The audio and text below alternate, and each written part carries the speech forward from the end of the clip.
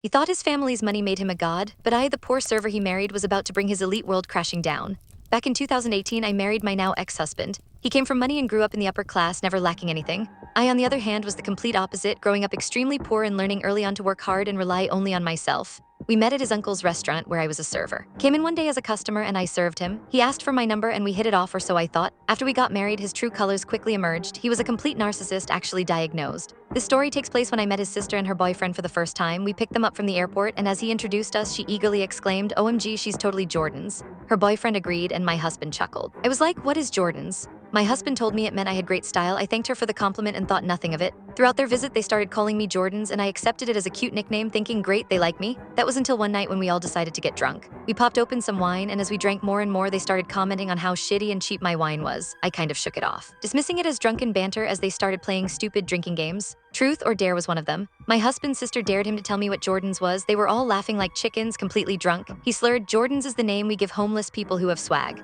I was completely dumbfounded as they all burst out into more laughter. I wasn't as drunk as everyone else and just sat there trying not to cry. Fast forward to the next day, I asked my hungover husband what the hell their problem was. He claimed to have no recollection of telling me. He started saying, "It's just a joke, don't take it seriously." I didn't let it go, relentlessly pressing the matter. He finally told me, "I may have told them about your upbringing and how you are not like us, just to prepare them."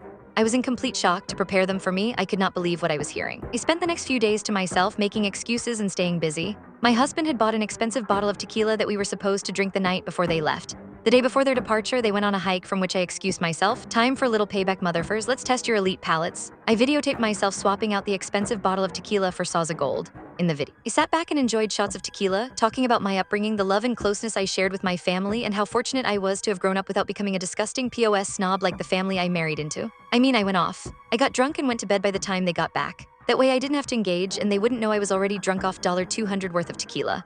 On their last night, I watched these idiots sip the tequila like fine wine, commenting on how distinguished and delicate it was. They even mentioned you could taste the quality. I sat there savoring every word that came out of their mouths. I then got up, connected my phone to the TV, and announced, "I put something together for you guys to say thank you for your visit."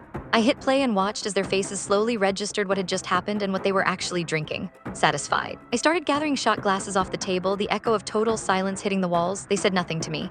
I went to bed only to have my husband wake me up in outrage, telling me his sister was crying because I had humiliated them. I just said, "Yeah, sucks, doesn't it?" They left the next day and never spoke to me again. Even when we later visited their parents, who all live in Europe, she refused to come see us, safe to say. I'm happily divorced. When the privileged finally get a taste of the world they've been shielded from, does it truly open their eyes or just confirm their fears?